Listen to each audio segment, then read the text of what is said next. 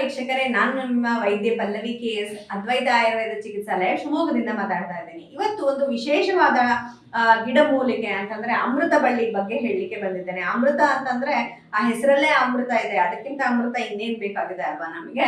So ಇದಕ್ಕೆ ಆಯುರ್ವೇದದಲ್ಲಿ ಗುಡುಚಿ ಅಂತ ಕೂಡ ಹೇಳ್ತಾರೆ. ಇದಕ್ಕೆ ಇಂಗ್ಲಿಷ್ ಅಲ್ಲಿ ಟಿನೋಸ್ಪೋರಾ ಕಾರ್ಡಿಫೋಲಿಯಾ ಅಂತ ಹೇಳ್ತಾರೆ.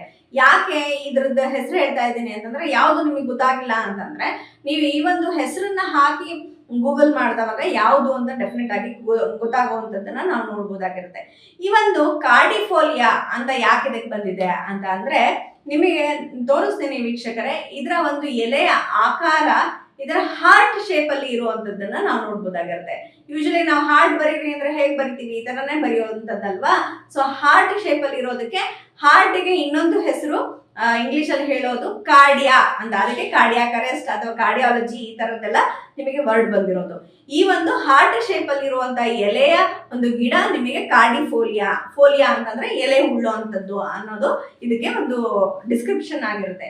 ಇದೆಷ್ಟು ಯಾಕೆ ಹೇಳ್ತಿದ್ದೀನಿ ಅಂತಂದ್ರೆ, ಮನೆಯಲ್ಲಿ ಸಿಗುವಂತ ಸಾಮಾನ್ಯ ದ್ರವ್ಯ ಇದಲ್ಲ, ನಿಮಗೆ ಹೊರಗಡೆ ಬೀದಿಯಲ್ಲಿ ನಿಮ್ಗೆ ಸಿಗುವಂತ ದ್ರವ್ಯ. ಅದಕ್ಕೋಸ್ಕರ ಇದನ್ನ ಕಂಡು ಹಿಡಿಯೋದು ಹೇಗೆ ಅನ್ನೋದಕ್ಕೋಸ್ಕರ ಇದನ್ನ ಹೇಳ್ತಾ ಇದ್ದೀನಿ. ಈ ಒಂದು ಅಮೃತ ಬಳ್ಳಿ ಬಹಳ ಉಪಯೋಗಕರವಾಗಿರುವಂಥದ್ದು, ನಮ್ಮ ಜೀವನಕ್ಕೆ ಬೇಕೇ ಬೇಕಾಗಿರುವಂಥದ್ದು. ಯಾಕೆ ಅಂತ ಅಂದ್ರೆ, ಈ ಒಂದು ಅಮೃತ ಬಳ್ಳಿ ನಿಮಗೆ ಜ್ವರದಲ್ಲಿ ಬಹಳ ಉತ್ತಮವಾದ ಕೆಲಸವನ್ನ ಮಾಡುವಂಥದ್ದನ್ನ ನಾವು ನೋಡ್ಬೋದಾಗಿರುತ್ತೆ.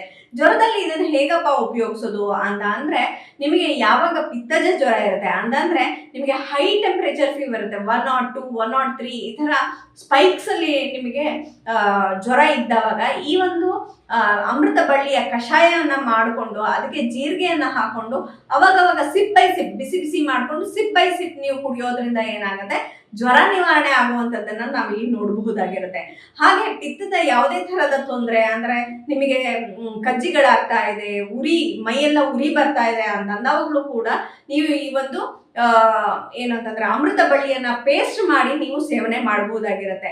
ಹಾಗೆ ನಿಮಗೆ ಡಯಾಬಿಟಿಸ್ ಇದೆ ಅಂತ ಅಂದವಾಗ ನಾವೇನ್ ಮಾಡಬಹುದು, ಈ ಒಂದು ಅಮೃತ ಬಳ್ಳಿಯ ಕಾಂಡ ಏನಿರುತ್ತಲ್ಲ, ಅಂತಂದ್ರೆ ಈ ತರ ಒಂದು ಕಾಂಡ ಏನಿರುತ್ತೆ, ಸ್ಟೆಮ್ ಏನಿರುತ್ತಲ್ಲ, ಅದರ ಇಷ್ಟು ದಪ್ಪದ ಅಂದ್ರೆ ನಮ್ಮ ಹೆಬ್ಬೆಟ್ಟಷ್ಟು ದಪ್ಪದ ಒಂದು ಕಾಂಡವನ್ನ 1 ಇಂಚಷ್ಟು ತಗೊಂಡು ಜಜ್ಜಿ ಅದನ್ನ ಕಷಾಯ ಮಾಡಿ ಕುಡಿಯೋದ್ರಿಂದ ಏನಾಗುತ್ತೆ, ನಮಗೆ ಮಧುಮೇಹ ಅಥವಾ ಡಯಾಬಿಟಿಸ್ ಕೂಡ ನಿವಾರಣೆ ಆಗುವಂಥದ್ದನ್ನ ನಾವು ನೋಡ್ಬೋದಾಗಿರುತ್ತೆ.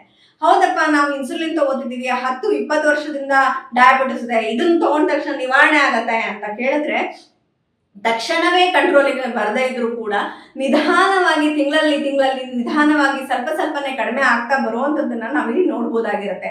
ಅದ್ರ ಜೊತೆಗೆ ಬರೀ ಡಯಾಬಿಟಿಸ್ ಅನ್ನು ನಿವಾರಣೆ ಮಾಡೋದಷ್ಟೇ ಅಲ್ಲ, ಇದು ಡಯಾಬಿಟಿಕ್ ನ್ಯೂರೋಪತಿ ಅಂತಂದ್ರೆ ಕಣ್ಣು ಕಾಣದೇ ಇರುವಂಥದ್ದು, ಆ ಒಂದು ಡಯಾಬಿಟಿಸ್ ಇಂದ ಬರುವಂತಹ ರೆಟಿನೋಪತಿ ಇರಬಹುದು, ಅದೇ ಕಾಲಲ್ಲಿ ಗ್ಯಾಂಗ್ರೀನ್ ಆಗುವಂಥದ್ದು, ಬ್ಲಡ್ ಸರ್ಕ್ಯುಲೇಷನ್ ಸರಿಯಾಗಿ ಆಗದೆ ಇರುವಂಥದ್ದು, ಅಥವಾ ಸೆನ್ಸೇಷನ್ ಲಾಸ್ ಆಗುವಂಥದ್ದು, ಇವೆಲ್ಲ ಕೂಡ ಏನು ನಿಮಗೆ ನ್ಯೂರೋಪತಿ ರೆಟಿನೋಪತಿ ಇರತ್ತಲ್ಲ, ಅದರಿಂದ ಅಂದ್ರೆ ಡಯಾಬಿಟಿಸ್ ಇಂದ ಉಂಟಾಗುವಂತ ಸೈಡ್ ಎಫೆಕ್ಟ್ಸ್ ಏನಿರುತ್ತಲ್ಲ ಅದಷ್ಟನ್ನು ಕೂಡ ನಿವಾರಣೆ ಮಾಡಿ ಸೆಲ್ಸ್ ನ ರೀಜನರೇಟ್ ಅಂತಂದ್ರೆ ಮತ್ತೆ ಪುನಃ ಅದು ಹುಟ್ಟಲಿಕ್ಕೆ ಹೆಲ್ಪ್ ಮಾಡುವಂಥದ್ದು ನಮ್ಮ ಅಮೃತ ಬಳ್ಳಿ. ಅದಕ್ಕೋಸ್ಕರನೇ ಅದಕ್ಕೆ ಅಮೃತ ಬಳ್ಳಿ ಅಂತ ಹೇಳಿರ್ತಾರೆ. ಅದು ಅಮೃತಕ್ಕೆ ಸಮಾನವಾದ ಒಂದು ಔಷಧಿ ಅಂತ ಹೇಳ್ಬಿಟ್ಟು, ಯಾರು ಡಯಾಬಿಟಿಸ್ ಇದೆ, ಯಾರಿಗೆ ಚರ್ಮದ ಕಾಯಿಲೆ ಇದೆ, ಹಾಗೆ ಯಾರಿಗೆ ಈ ಒಂದು ಡಿಜನರೇಟಿವ್ ಚೇಂಜಸ್ ಇದೆ ಅಂದ್ರೆ ದಿನ ನನಗೆ ವೆಯ್ಟ್ ಲಾಸ್ ಆಗ್ತಾ ಇದೆ, ದಿನ ನನಗೆ ಸುಸ್ತಾಗ್ತಾ ಇದೆ, ದಿನ ನನ್ನ ಸ್ಟ್ಯಾಮಿನಾ ನಾನು ಕಳ್ಕೊಳ್ತಾ ಇದ್ದೀನಿ, ತುಂಬಾ ಓಡಾಡ್ಲಿಕ್ಕೆ ಆಗ್ತಾ ಇಲ್ಲ, ಒಂದ್ ಸ್ವಲ್ಪ ಓಡಾಡಿದ್ರೆ ನನಗೆ ಸುಸ್ತಾಗ್ತಾ ಇದೆ, ಈ ತರ ಯಾರಿಗೆ ಕೂಡ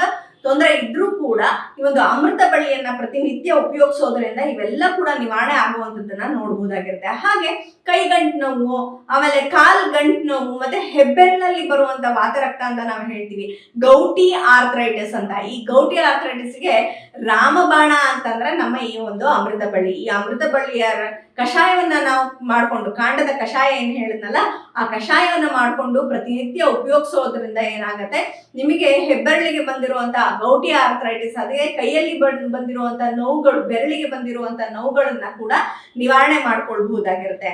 ಯಾವ ತರದ ಸ್ಟಿರಾಯ್ಡ್ಸು ಬೇಡ, ಯಾವ ತರದ ಪೇನ್ ಕಿಲ್ಲರ್ಸು ಬೇಡದೆ ನಾವು ಬರೀ ಅಮೃತ ಬಳ್ಳಿಯಲ್ಲಿ ಇಷ್ಟೆಲ್ಲ ಮಾಡ್ಕೊಳ್ಬಹುದು ಅಂತಂದ್ರೆ ನಮ್ಮ ಹಿತ್ತಲ್ಲಿ ಯಾಕೆ ಬೆಳ್ಕೊಂಡು ಯಾಕೆ ಉಪಯೋಗಿಸಬಾರ್ದು?